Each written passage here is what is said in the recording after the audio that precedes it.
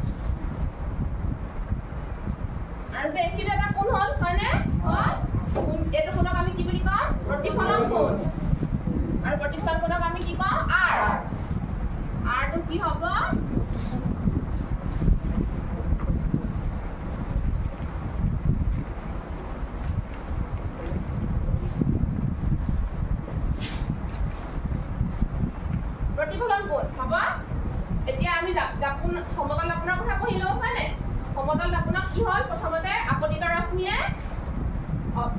অভিলম্বৰ লগত যিটো কোণ কৰিলে তাক ক'লো আপতন কোণ